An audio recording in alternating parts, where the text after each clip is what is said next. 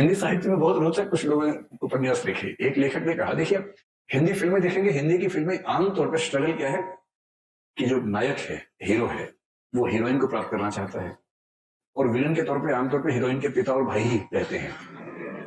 कभी कभी कोई थर्ड पर्सन भी होता है जो प्रेम त्रिकोण का तीसरा कोण बनना चाह रहा है, ऐसा भी होता है। कभी कभी भाई या पिता वो नाराज हैं, ऐसा होता है। और पूरी स्ट्रगल ये है कि कैसे वो उनको कन्विंस करे। अगर फिल्म इमोशनल है तो वो अपनी होने वाली पत्नी के पिता को कन्विंस करने के लिए गांव में जाएगा, खेत में रहेगा, साथ में काम करेगा सारे, और फिर वो कौन सी फिल्म थी, रमैया बस्ता भैया, ये तो मैंने देखी ही नहीं। मैं तो दिल वाले फीलिंग से बोल रहा था। डीडीएल जो देखी आप लोगों ने, वही है ना इसमें शाहरुख खान, काजोल, अमरीश पुरी। हाँ, उसमें पूरी ताकत लगाई है कि मैं किसी तरह से इसके पापा की सहमति बना लूं, उसके बाद विवाह करूं, और फिर बना भी ली। अंत में मतलब वो ट्रेन पे है, सिमरन खड़ी है, और तब अंततः उसके पापा का हृदय परिवर्तन हुआ और पापा ने कहा, जा सिमरन जा, जी ले अपनी जिंदगी, है ना। इससे क्या होता है, इमोशंस बहुत हमारे ओवर पावर करते हैं कि परिवार भी बच गया, रिश्ता भी बच गया। इससे अच्छा क्या है, विन विन है, परिवार भी रिश्ता भी। लेकिन ऐसे पापा फिल्मों में ज्यादा होते हैं, ऐसे पापा समाज में कम है। समाज में पापा बोलते हैं, आ सिमरन आ, घर के अंदर बैठे शांति से, ड्रामा मत कर ज्यादा। तो लेकिन एक उपन्यासकार ने बड़ी अच्छी बात कही। उसने कहा कि कहानियां पढ़ के लगता है कि सारी स्ट्रगल विवाह तक की है, और हिंदी की फिल्मों का, अधिकांश फिल्मों का जो अंतिम दृश्य होता है उसमें हीरो हीरोइन की शादी हो रही होती है, मंडप सजा होता है, फूल बरसाए जा रहे होते हैं, और उसके बाद द एंड लिखा हुआ आता है, जबकि वो द एंड नहीं है, वो द बिगिनिंग है। क्राइसिस तो अब शुरू हुआ है, ये क्राइसिस नहीं है, इंटरवल है, 2-4 महीने का इंटरवल है जब चीजें ठीक लगती हैं। उसके बाद का जो क्राइसिस है, बड़ा क्राइसिस है। किसी एक व्यक्ति के साथ 24 घंटे रहना, उसकी बहुत सारी आदतें जो आपको नहीं अच्छी लगती, आपकी बहुत सारी हरकतें, आदतें जो उसे नहीं अच्छी लगती हैं, एडजस्ट करना। कभी कभी मन विद्रोह करता है, झगड़ा करता है, मन करता है कि इसके साथ रहने के लिए मैंने इतनी स्ट्रगल की, अपने घर से झगड़ा किया। प्रेम विवाहों के विफल होने के मामले आमतौर पर इसलिए होते हैं क्योंकि आपने जितनी हसीन कल्पनाएं कर ली थी, जिंदगी उतनी हसीन होती नहीं है।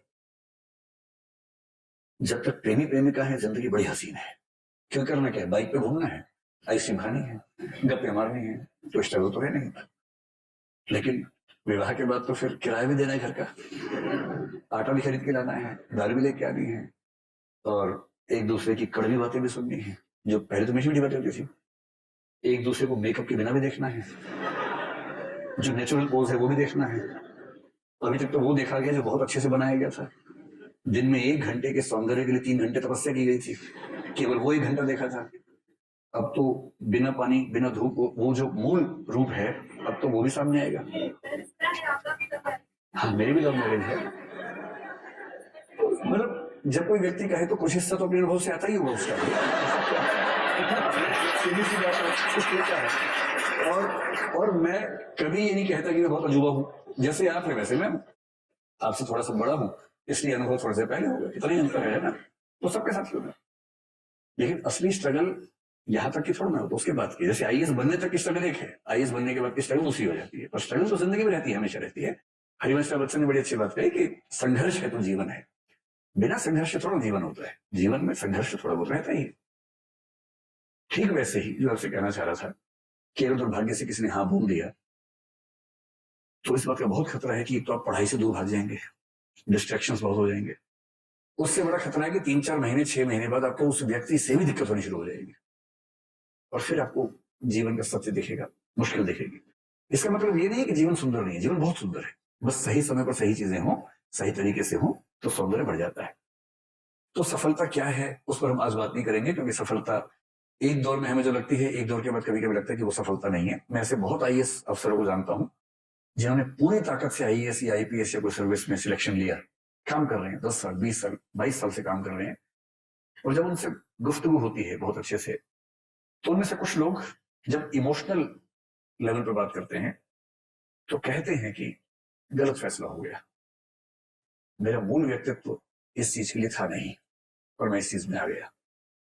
और ये सबके साथ किसी ना किसी मात्रा में होता है, इन चीजों का तनाव नहीं लेना है। आज हम ये समझेंगे कि सफलता का मतलब, अगर हम मान लें आपको आईएएस बनना है, जैसे आपका फिलहाल यही उद्देश्य है, यही सपना है, तो उसके लिए कौन सी चीजें आपके अंदर होनी चाहिए? अगर है तो बढ़िया है, नहीं तो उस पर थोड़ा थोड़ा काम करना शुरू कर देंगे अभी से, है ना?